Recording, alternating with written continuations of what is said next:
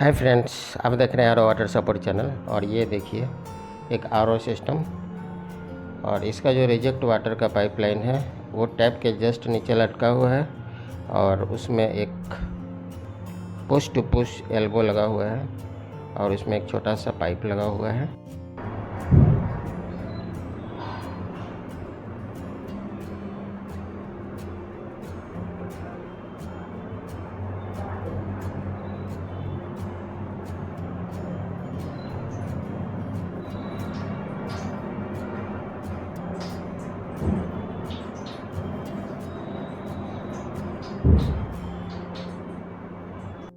ये जो are system है ऑटोमेटिकली चलने लगा है, और रिजेक्ट वाटर तेज़ी से गिरने लगा है। और ये देखिए रिजेक्ट वाटर का पाइपलाइन, इसे जो ड्रॉप पानी आ रहा था, जिसके बारे में अभी आपको मैंने बताया था थोड़ी देर पहले, तो वही रहा है। और इसका जो पानी है उसको मैंने ड्रेन कर लिया है। अब मैं इस आर सिस्टम को नीचे कर लेता हूँ।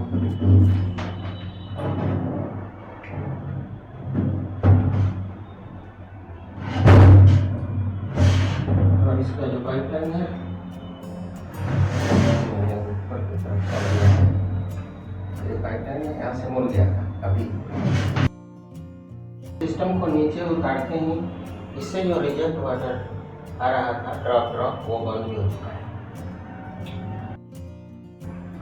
और अब मैं सिस्टम का जो एक कवर है उसको ओपन कर लेता हूँ और देखता हूँ ये किस कारण से हो रहा है। और ऐसे आप देख भी सकते हैं, अभी भी मैंने इस डीबी सेट का जो की है मैंने इसको ऑफ नहीं किया है। देखिए इससे जो रिलेटेड प्रॉब्लम है इसको सॉल्व भी करना है और आपको दिखाना भी है कि ऐसा क्यों होता है और इसका सॉल्यूशन क्या है। और ये आर सिस्टम को लगाए हुए मात्र 4 मंथ्स हुए हैं, ज़्यादा दिनों का सिस्टम नहीं है। मुझे इसकी अभी फुल सर्विसिंग ही करनी है। देख सकते हैं इस पे जो डस्ट जमा हुआ है ये सारे को ही मुझे क्लीन करना है। और देखिए यही है उसका की, पाइप के डायरेक्शन में बंद हो जा रहा है, और जब इसको इस तरफ नीचे की तरफ करते हैं तब जाके पानी ये ऑन हो जाता है। तो इस ढंग का ये डाइवर्टर बॉल बल्ब है। फिर से मैं इसको ऑन करता हूँ, और आप देख सकते हैं ऑन करने के बाद भी इससे एक बूंद भी पानी नहीं आ रहा है, यानी ये सोलनॉइड बल्ब बिल्कुल सही काम कर रहा है। इसलिए इस पाइप को मैं फिर से पंप में लगा ही देता हूँ।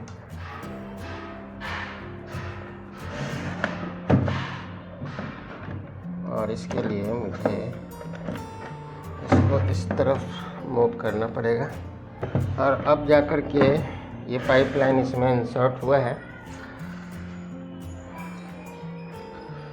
और इस पाइपलाइन को अगर छोटा हम कर दें, और ये जो प्लेट है इस प्लेट से मात्र 1 इंच लंबा ही हम इस पाइपलाइन को रखेंगे। नीचे वाला जो प्लेट है उससे थोड़ा सा और नीचे निकले, और अब देखते हैं कि पाइपलाइन नीचे में कितना निकल गया है। तो एक स्क्रू बचा हुआ है खोलने के लिए, तो सबसे पहले मैं इसको खोल लेता हूँ।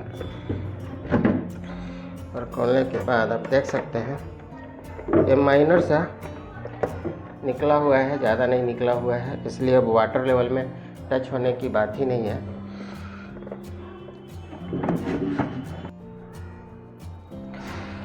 अब मैं फिर से ये जो डाइवर्टर बल्ब है उसके की को मैं बंद कर देता हूँ, और देखिए ये बंद हो चुका है। और ये जो पाइप है जो इस आरओ का बल्कहेड है उसका इनपुट वाला, मैं प्री फिल्टर से इसको बाहर कर देता हूँ। अब आराम से जो सिस्टम है उसका जो फ़िल्टर वाला हिस्सा है मैंने इसको अलग कर लिया है। और देख सकते हैं क्योंकि ये सारा फ़िल्टर वॉश करके ही लगाया गया था, लेकिन फिर भी इसमें हल्का हल्का कार्बन काला काला नज़र आ रहा है। ये जनरली जो पोस्ट कार्बन फ़िल्टर होता है उससे निकलता है, इसलिए आरओ सिस्टम का जो टैंक होता है उसको क्लीन करना ज़रूरी रहता है। और साथ में मुझे क्लीन करना है ये प्री फ़िल्टर को, तो जब तक मैं इसको यहाँ से हटा दूँ अच्छा रहेगा, ताकि इस हिस्से में पानी न घुसे।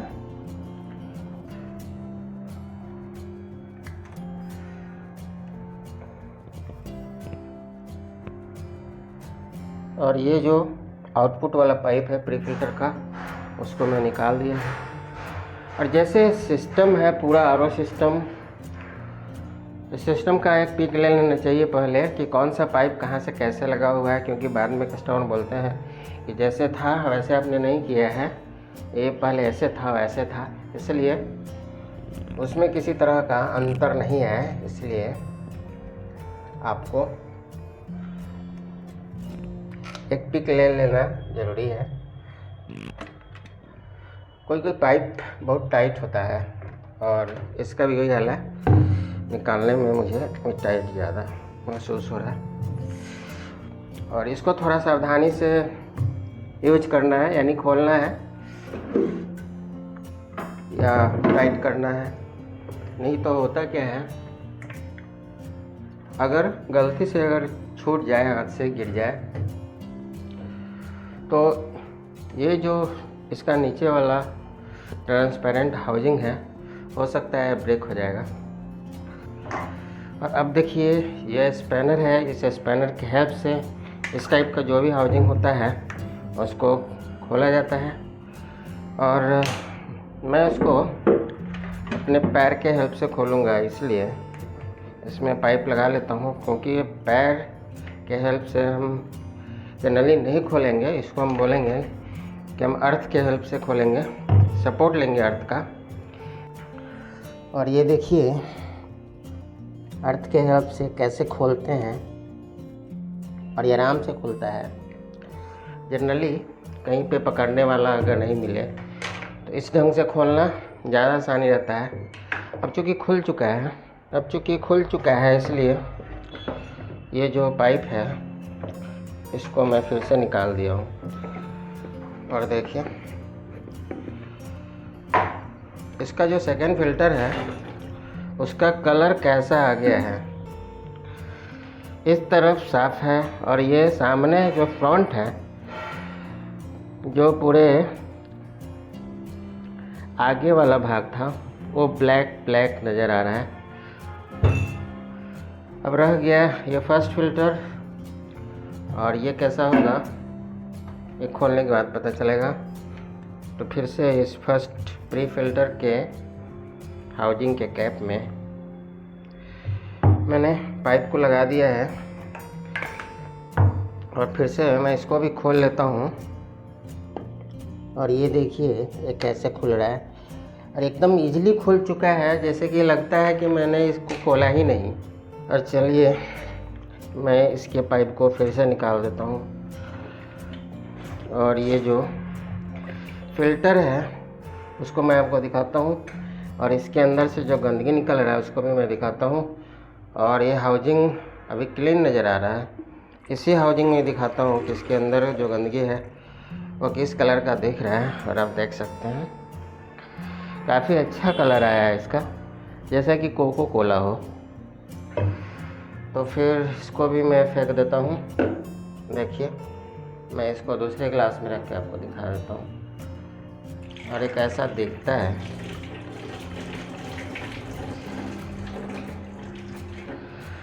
तो अब मुझे इसको क्लीन करना है।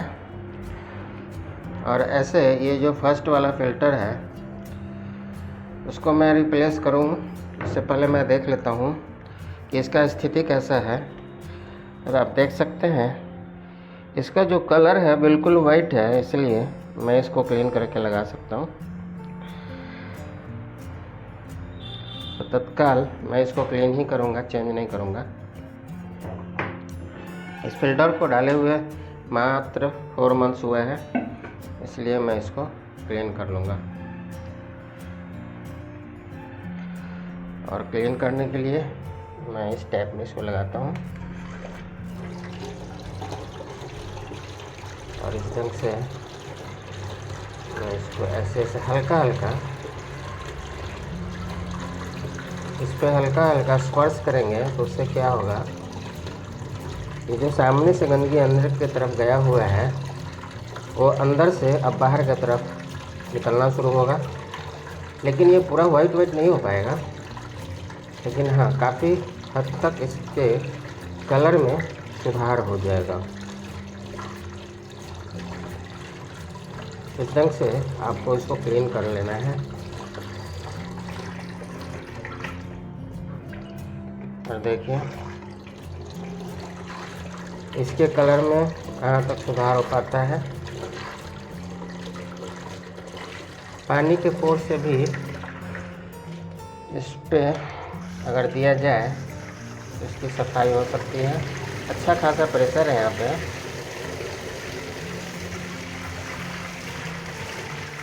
इस ढंग से पर प्रेशर दे करके हम इसको क्लीन कर सकते हैं।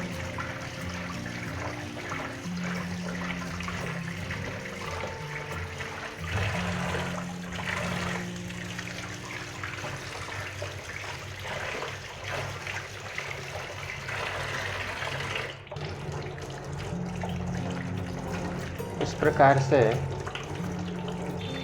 इस दोनों फिल्टर को क्लीन किया जा सकता है। पहले से काफ़ी साफ नज़र आने लगा है।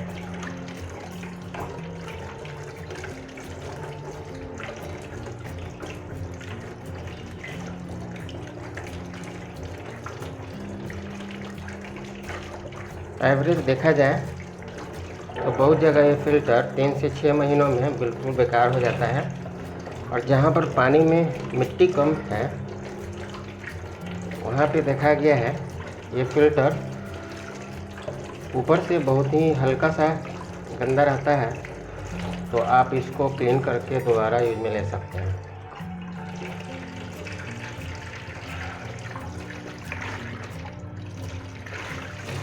इस ढंग से आपको ऊपर नीचे से पानी इसमें देना है। ये बिल्कुल क्लीन हो जाएगा अच्छे से और फिर से आप उसका यूज कर सकते हैं।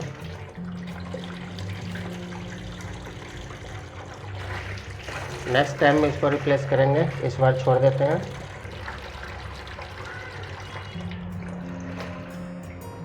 और देख सकते हैं इसका कलर पहले से काफ़ी साफ़ हो गया है। पहले ब्लैक कलर नज़र आ रहा था, ये अभी ब्राउन, स्लाइट ब्राउन नज़र आ रहा है। इसके कैप को भी हम क्लीन कर लेते हैं।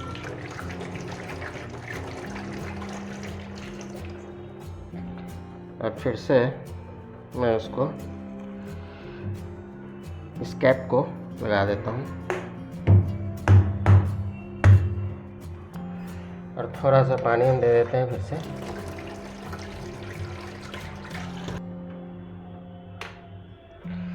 और अब इस फिल्टर की बारी है, इसको भी मुझे क्लीन करना है।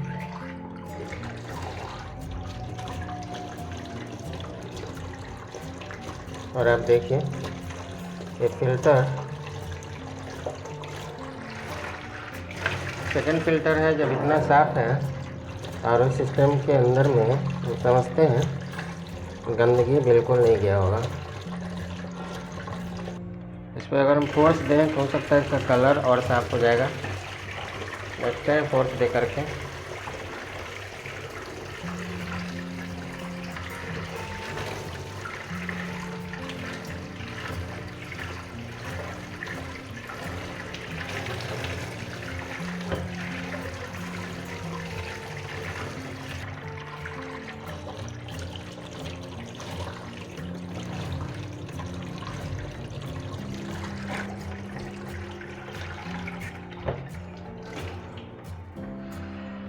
और देखिए पहले से ये काफ़ी क्लीन हो चुका है। अब इसके हाउसिंग की सफाई करेंगे।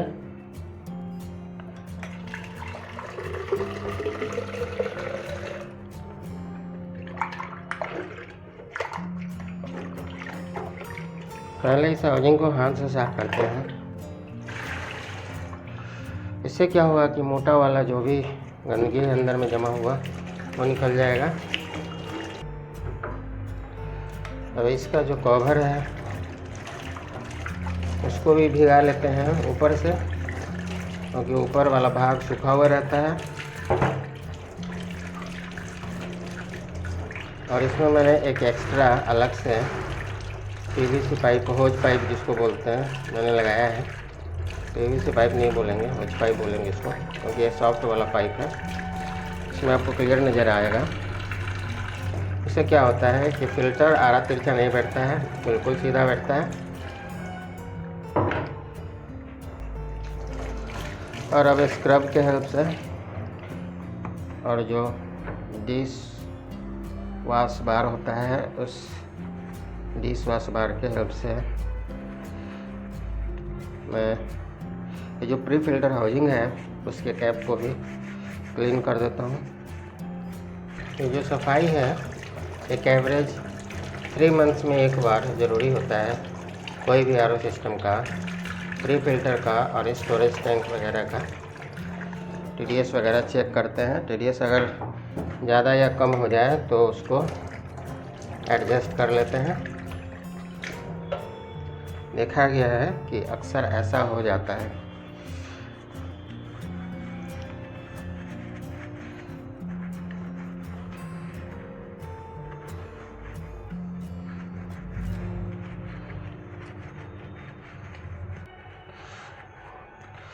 इस ढंग से आप अपने आरओ सिस्टम का प्री फिल्टर और स्टोरेज टैंक वगैरह की सफाई कर सकते हैं।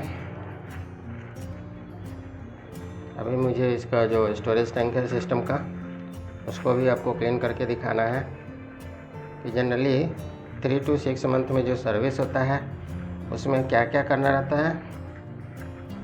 अभी मैंने इसका जो प्योर वाटर आ रहा था सिस्टम का पहले वाला, उसका टीडीएस चेक नहीं किया हूँ, मैं वो भी आपको चेक करके दिखाऊंगा।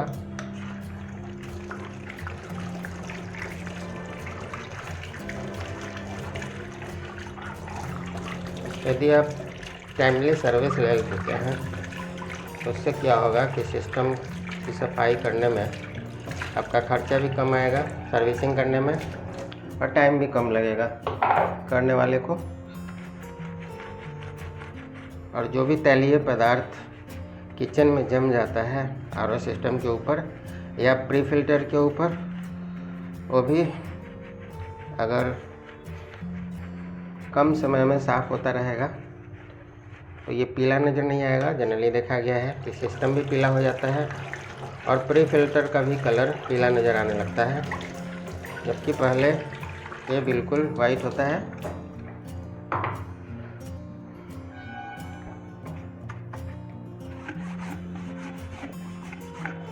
अब देख सकते हैं ये जो हाउसिंग है इसके अंदर भी पीला पीला नज़र आ रहा था, इसलिए मैं इसको भी अंदर से अच्छे से क्लीन कर देता हूँ। इस हाउसिंग की सफाई जनरली जो डिटर्जेंट पाउडर होता है, इसको सर्फ बोलते हैं, उससे नहीं करना चाहिए, क्योंकि उससे आपका जो प्री फिल्टर हाउसिंग है उससे गंद आएगा सर्फ जैसा। इसलिए इसकी सफाई आपको डिटर्जेंट पाउडर से नहीं करके जो बर्तन साफ करने वाला जो केक आता है उससे करना है, जैसे भीम बार वगैरह।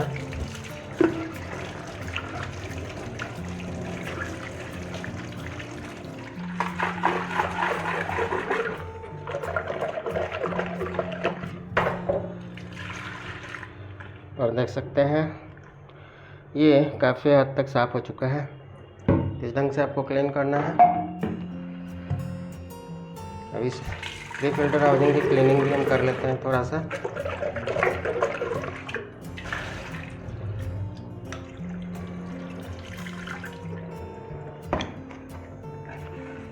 अंदर से भी और बाहर से भी, दोनों तरह से मुझे करना है। और ध्यान से करना है, यहाँ से छूटे नहीं, क्योंकि कोई भी डिटर्जेंट सॉफ्ट वगैरह या डिश वॉश बार वगैरह या कोई भी सॉफ्ट वगैरह जनरली स्लिप कर जाता है। अगर आपका हाथ भीगे है तो आपको सावधानी से उसको पकड़ना है ताकि छूटे नहीं हाथ से। नहीं तो अगर ज़्यादा ऊंचा से गिरेगा तो इस टाइप का हाउसिंग ब्रेक हो जाएगा, फिर परेशानी बढ़ जाएगी। तो दूसरा लगाना पड़ सकता है, क्योंकि प्रेशर की वजह से इसमें किसी भी तरीके से आप अगर आपको चिपकाते भी हैं तो वो क्लीन नहीं होता है। देखिए साफ़ होने के बाद ये बिल्कुल चमकीला हो गया है। तो इस ढंग से आपको क्लीन करना है। और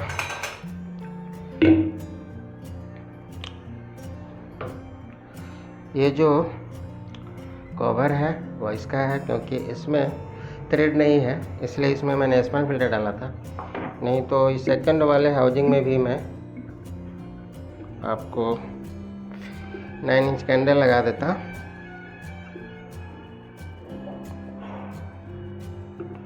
और ये अलग से होज पाइप लगाने से फिल्टर बिल्कुल बीच में रहेगा, कोई भी गंदगी क्रॉस नहीं कर पाएगा।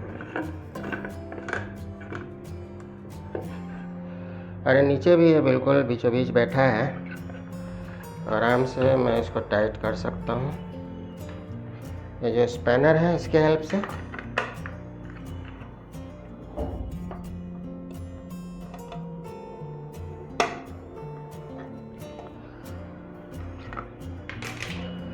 और मैंने इसको टाइट कर दिया है। और ये जो सेकंड वाला प्री फिल्टर हाउसिंग है उसका ये कैंडल वाला फिल्टर है, और इसमें जो धागा है वो बिल्कुल 120 ग्राम का है। वैसे जनरली आपको 120 ग्राम धागा वाला 9 इंच कैंडल यूज करना चाहिए।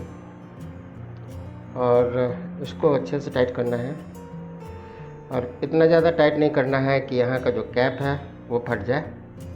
सावधानीपूर्वक, ज़्यादा टाइट करने से स्लिप भी करता है,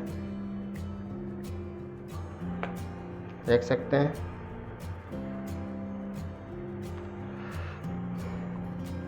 इसलिए उसको उतना ही टाइट करना है जितना पे वो उसमें अच्छे से टाइट हो जाए। ऐसे थोड़ा और टेफ्लॉन लगा करके इसको हम टाइट कर सकते हैं।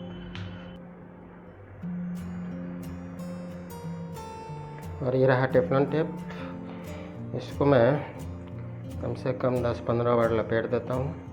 उससे क्या होगा कि ये बिल्कुल टाइट रहेगा यहाँ पे, तो उससे किसी भी तरह का गंदगी जो पानी में मिक्स रहता है वो इंटर नहीं करेगा अंदर में।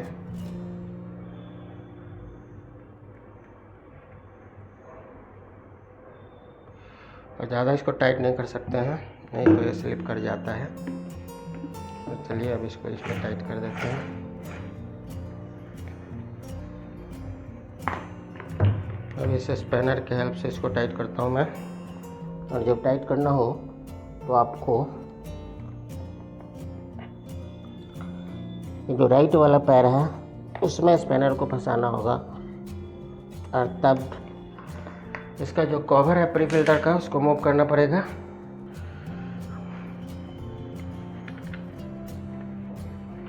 और इसको मैं सूखे कपड़े से पोंछ देता हूँ। और जहाँ पे जैसे हैंग था मुझे उसको ऐसे ही हैंग करना है।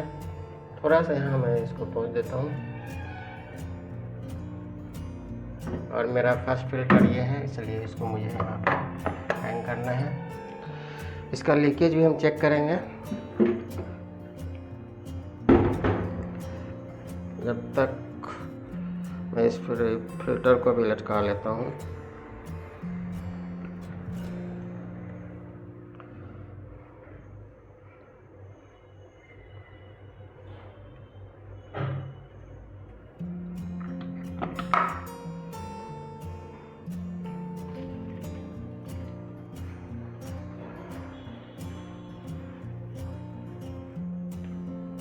और इसका जो ये पाइपलाइन है इसको भी मुझे क्लीन करना है, ये भी काफ़ी गंदा हो चुका है।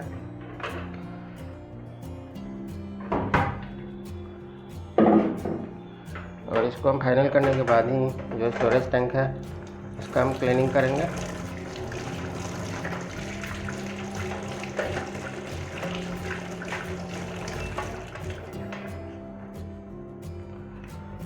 और देखिए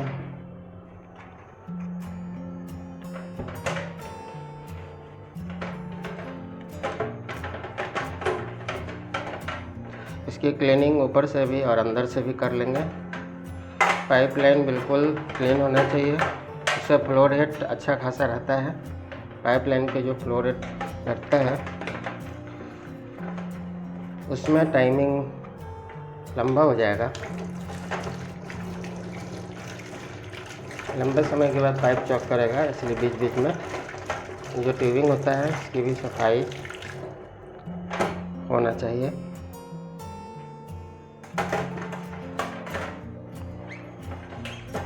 और इसके लिए मेरे पास एक स्पीडोमीटर का वायर है, इससे मैं अक्सर पाइपलाइन को क्लीन कर लेता हूँ।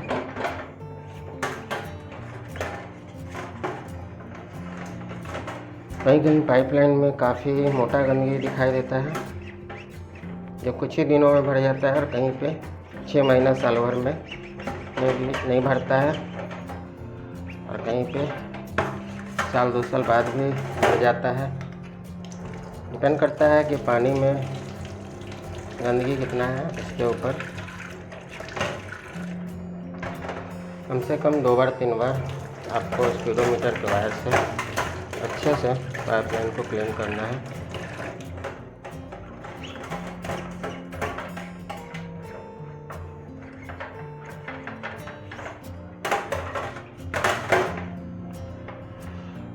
और बहुत बार ये जो स्टेम एल्बो वगैरह या जो डायवर्टर बल्ब है उसका जो की होता है उसके अंदर जो बॉल बल्ब का होल होता है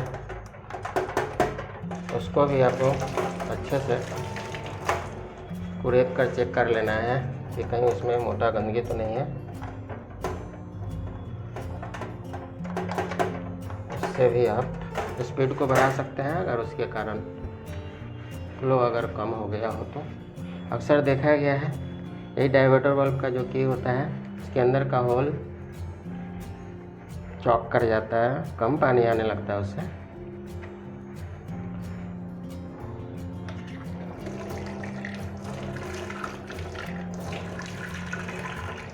इसको भी चेक कर लेना चाहिए। और इस स्टेम एल्बो के हेल्प से मैंने इसको क्लीन किया है। और अभी फिर से इससे पानी आया गंदगी के साथ में, थोड़ा सा और हम इसको जो स्पीडोमीटर का वायर है इसके अंदर डालेंगे।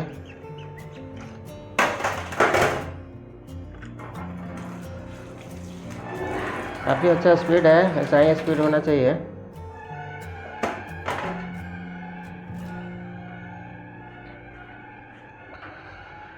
और जब तक थोड़ा सा इधर वॉशिंग चलेगा, प्री फिल्टर चेक होगा, तब तक मैं उधर सफाई करूँगा। और ये दोनों पाइप का मुझे यूज करना है, इसको भी अंदर बाहर से क्लीन कर लेते हैं।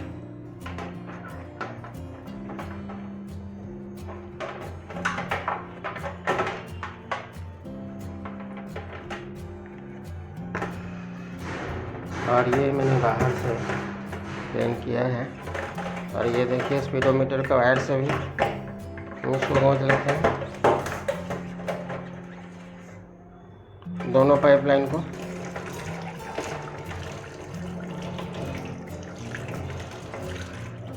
और दोनों पाइपलाइन से थोड़ा थोड़ा हमने पानी निकाल दिया है।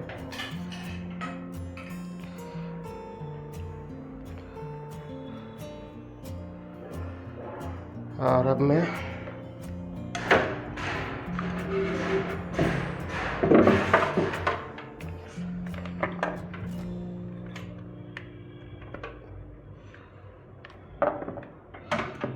और ये एल्बो थोड़ा सा लूज नज़र आ रहा है, इसलिए मैंने इसको घुमा के टाइट कर दिया है।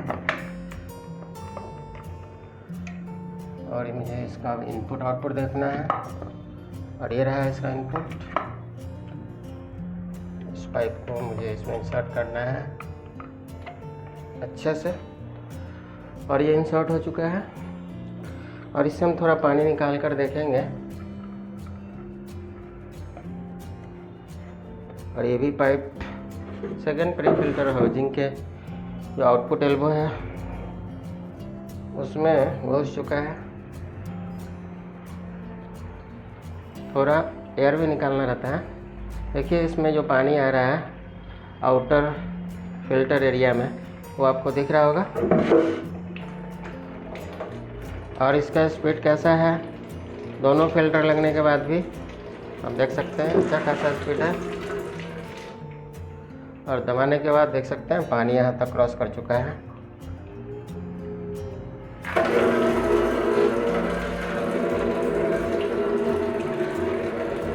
और इस ढंग से आपका प्री फिल्टर का स्पीड होना चाहिए। और ऐसे दबा करके आप प्री फिल्टर का इस एरिया से जो लीकेज होता है उसको भी आप चेक कर सकते हैं। बंद करते हैं यहाँ से।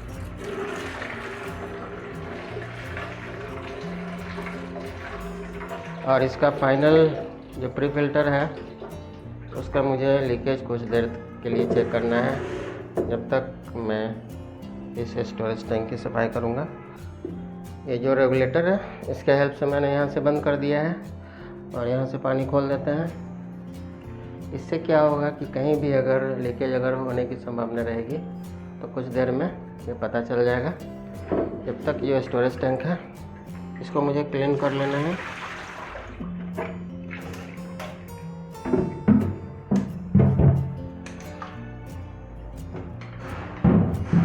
ऐसे पानी ड्रेन करने के लिए भी इसमें एक नट लगा हुआ है, यहाँ से भी पानी निकाला जा सकता है।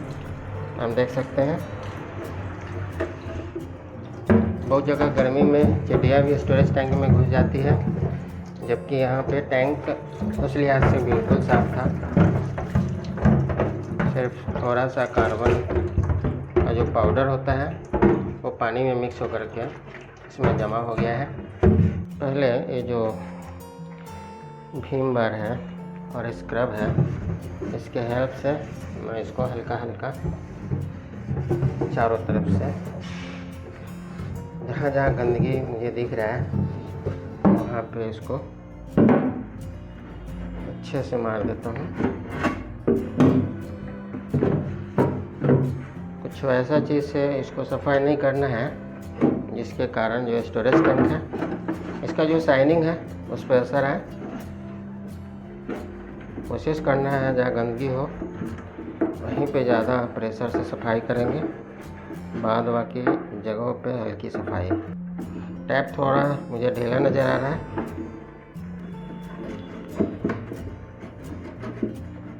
अभी ये पहले से काफ़ी क्लीन हो चुका है। इसको हम पानी से धो लेते हैं।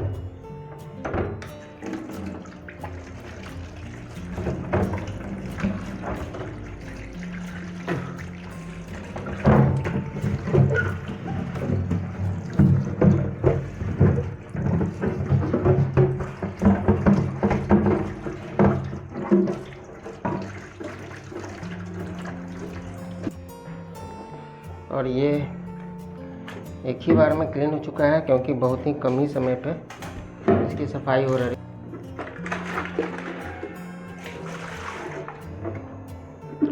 इसकी और सफाई करेंगे हम 1-2 बार। और ये जो ब्लू कलर का पाइपलाइन है रिजेक्ट वाटर का, उसको भी मुझे क्लीन करना है। जब तक एक काम कर लेते हैं। जो टैप है मुझे लूज नज़र आ रहा है, इसको मुझे टाइट करना है।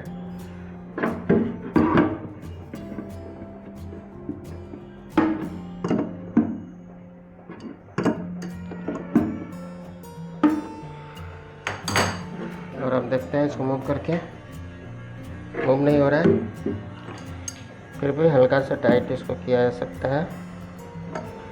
कभी कभी स्लिप हो जाता है, इसलिए ज़्यादा टाइट नहीं करेंगे क्योंकि प्लास्टिक का टैप होता है। एक बार फिर से इसको क्लीन करेंगे। जहाँ जहाँ गंदगी दिख रहा है उस पर इस बार ज़्यादा मुझे रगड़ना है। एक बार धोने के बाद वो दिखता है जैसे कि ये सब जो किनारा है वहाँ पे ब्लैक ब्लैक नज़र आ रहा है। और अभी मुझे एक टूथब्रश मिला है जिसके हेल्प से ये जो ब्लैक ब्लैक लगा हुआ है कॉर्नर में उसको मैं हटा सकता हूँ। जहाँ जहाँ ये स्क्रब होता है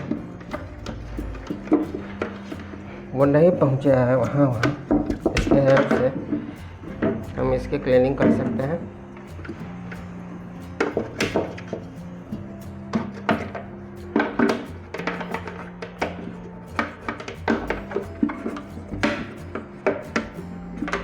और अब जहाँ भी कॉर्नर पर ब्लैक ब्लैक गंदगी बैठा हुआ था उसको मैंने क्लीन कर लिया है। आप देख सकते हैं बिल्कुल कॉर्नर वाला जो ब्लैक गंदगी था वो निकल चुका है। हम फिर से इसको एक बार धोएंगे।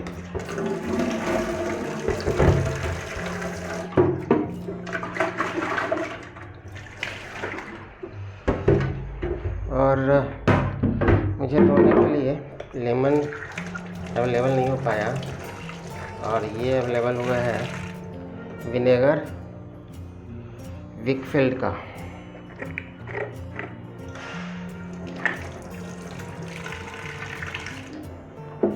थोड़ा सा इसको मैं डालता हूँ इसमें।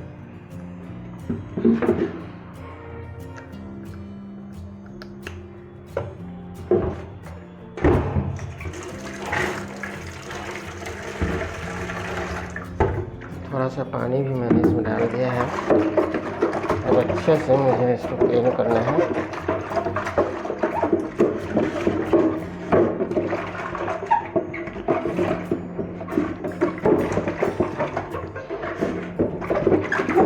पूरी तरीके से ये क्लीन हो चुका है।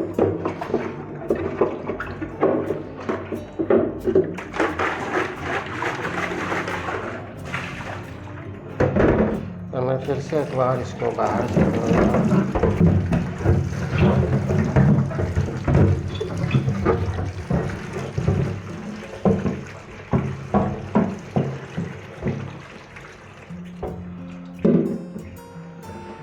और ये धोने के बाद आप देख सकते हैं बिल्कुल आपको साफ नज़र आएगा, एकदम बिल्कुल क्लीन क्लीन।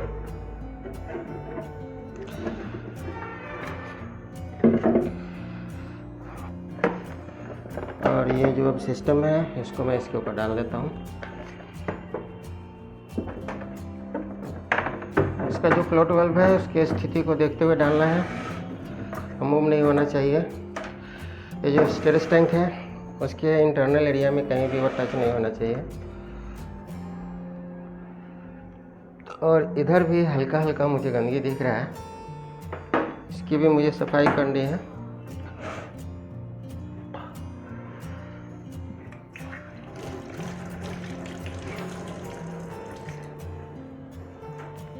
और ये देखिए मैं इसको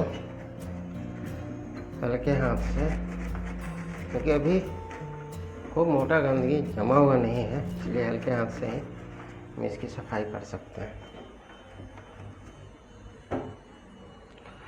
और साफ कपड़े से इसको हम पोंछ सकते हैं।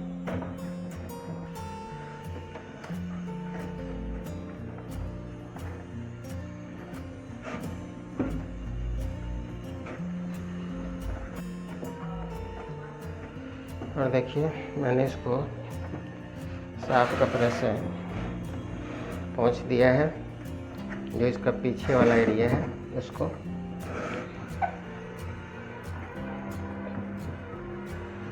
अब इसको आगे से भी हम क्लीन कर लेते हैं।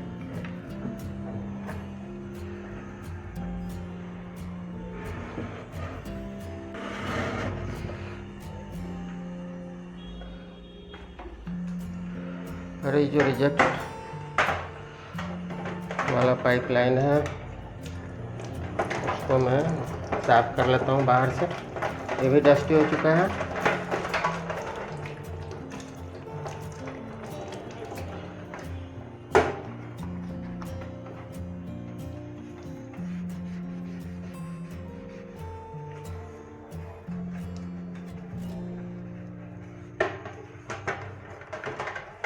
और देखिए साफ करने के बाद ये बिल्कुल नया की तरह चमकने लगा है।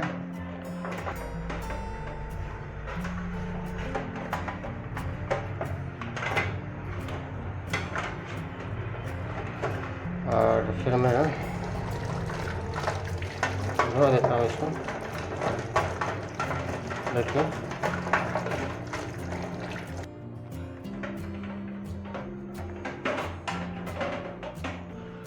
जनरली इस पाइपलाइन को भी गोंद दे लेते हैं स्पीडोमीटर के वायर से अगर गंदगी हो तो। ऐसे इस पाइपलाइन में भी कोई भी गंदगी नहीं नज़र आ रहा है, वो बिल्कुल साफ नज़र आ रहा है। इससे जो लाइट क्रॉस होता है उसे ही पता चल जाता है। और ये जो स्टेम एल्बो है यहाँ मुझे थोड़ा गंदा दिख रहा है, इसलिए इसको भी हम इसे स्क्रब से हल्का हल्का रगड़ देते हैं।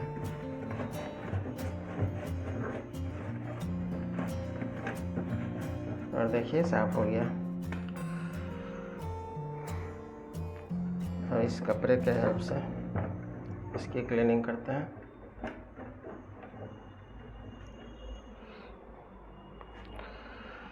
और अब ये जो नीचे भी ब्लू कलर का पाइपलाइन है, इसी से पता चलता है कि ये रिजेक्ट वाटर का पाइपलाइन होगा, इसलिए मैंने इसको उसमें शॉर्ट कर दिया है। और आप देख सकते हैं मैं यहाँ से अलग से छोटा सा पाइप लगाता हूँ।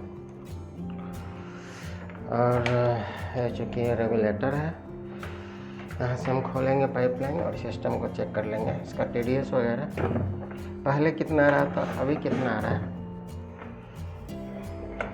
और यहाँ से पावर देने से पहले हमें पानी खोलना पड़ेगा। और ये पानी खुल चुका है। अब मैं सिस्टम को ऑन करता हूँ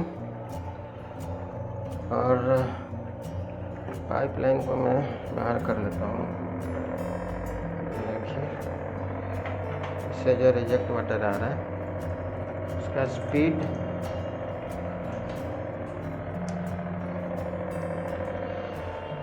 और यहाँ जो प्योर वाटर आएगा उसका स्पीड देखेंगे कैसा है।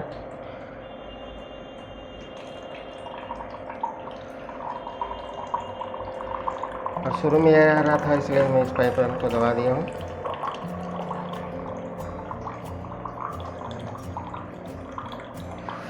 इसमें जनरली जो ये फ्लोटेबल बेसिक करंट होता है उसको भीगे कपड़े से टच नहीं करना है। और मुझे अभी देखना है इसका TDS कितना आ रहा है। ऐसे तो शुरू में जो पानी आता है उसका TDS ज़्यादा रहता है, इसलिए थोड़ा पानी निकलने के बाद मुझे इसका TDS चेक करना चाहिए। और लगभग 1 इंच ग्लास में पानी स्टोर हो जाए, यानी ग्लास के हाइट के हिसाब से 1 इंच। उसके बाद TDS देखना चाहिए। और अभी TDS इसमें 92 शो हो रहा है। और पहले वाला जो पानी का TDS था उसको भी मैं देखता हूँ।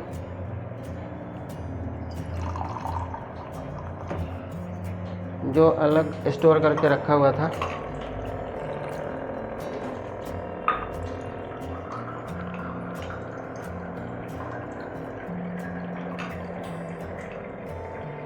और इसमें भी जो TDS हो रहा है वो भी 92 ही शो हो रहा है।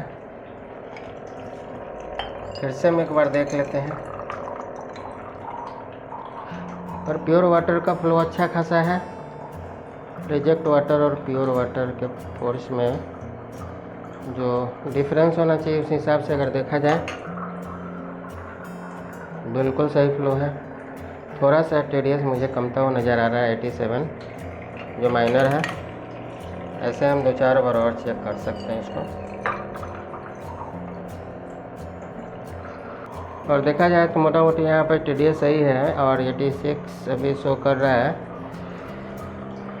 और ज़्यादा कमने वाला नहीं है, मुझे तो ये दिख रहा है, इसलिए मैं इसके TDS को छेड़छाड़ नहीं करूँगा।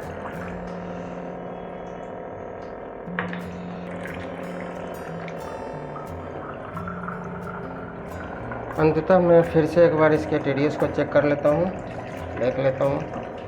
लगभग 5 मिनट से ज़्यादा मैं सिस्टम को चला दिया हूँ और अभी भी ज़्यादा TDS कम शो नहीं हो रहा है, मात्र 84 नज़र आ रहा है, यानी काफ़ी TDS इसका नीचे नहीं जाएगा मेरे हिसाब से।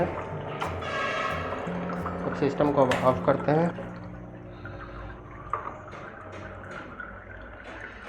और चूँकि नीचे प्लेट है, इस प्लेट के नीचे एक और बेस प्लेट है, इसलिए इस पाइप को वहाँ तक अच्छे से इंसर्ट करना है।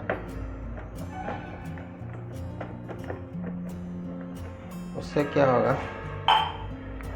कि प्लेट के ऊपर पानी नहीं फैलेगा और यहाँ से पानी नहीं निकलेगा, क्योंकि इसका जो पाइप था वो लंबा था, जिसके कारण रिजेक्ट वाटर वाला पाइपलाइन से पानी गिरता था, इसलिए उस पाइप को मैंने छोटा कर दिया हूँ। और अब मुझे जो इसका कवर है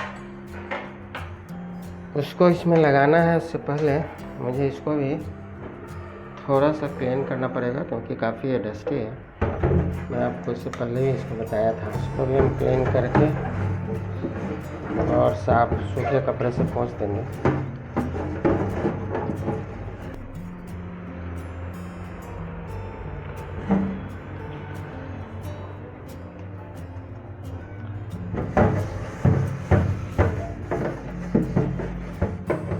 जो मेटल वाला जो स्क्रब आता है जाली वाला, उसका यूज़ करने पर इसका जो शाइनिंग होता है वो कम पड़ जाता है, इसलिए जनरली मुलायम कोई स्क्रब से ही उसको क्लीन करेंगे। और जहाँ जहाँ स्टिकर लगा हुआ है उसको बचाते हुए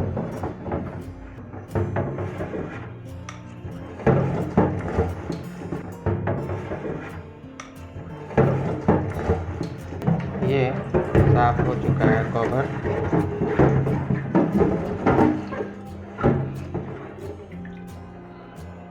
इसको मुझे पहले ही साफ कर देना चाहिए था, ताकि अभी तक सूख गया रहता। चलिए कोई बात नहीं है, गर्मी का समय है, अपने आप सूख जाएगा।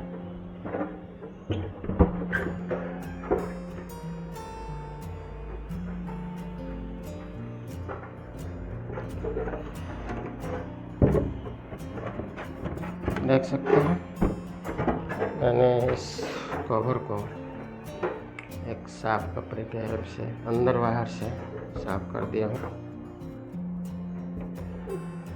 और अब मैं इस कवर को, जैसे ये इसमें लगा हुआ था इस सिस्टम में, उसको मैं लगा देता हूँ।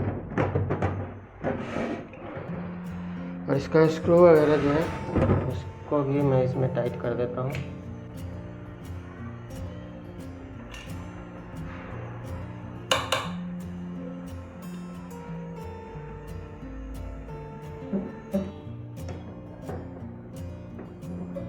और देखिए जो इसका स्क्रू है मैं इसको लगा दे रहा हूँ।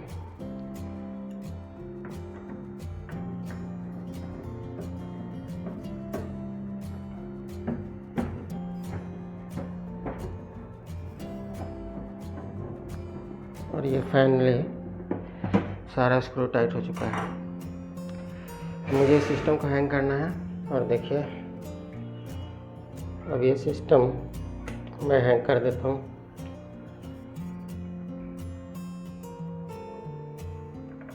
अब यहाँ से मैंने पाइप को निकाल दिया है,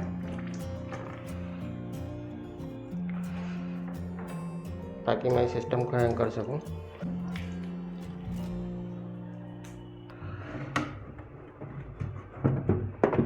इसका जो कॉर्ड का वायर है मैं इसको इधर कर लेता हूँ और फिर मुझे सिस्टम को इसमें लटकाना है।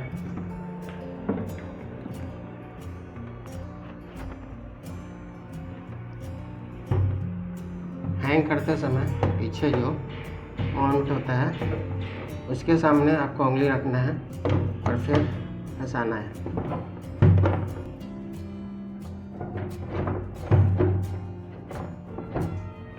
और ये बिल्कुल फंस चुका है। और इसका जो ये पाइपलाइन है उसको मुझे जैसे था वैसे कर देना है।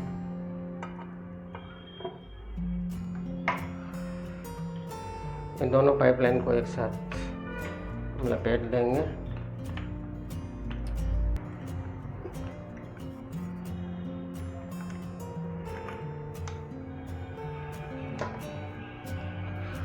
और जो पाइपलाइन है इसको मैं यहाँ इंसर्ट कर देता हूँ।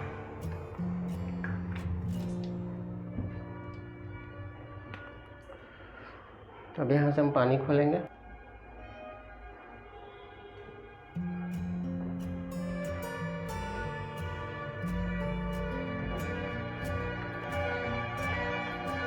और फिर ये जो कॉर्ड है इसको वायर को मुझे यहाँ पे लगाना है।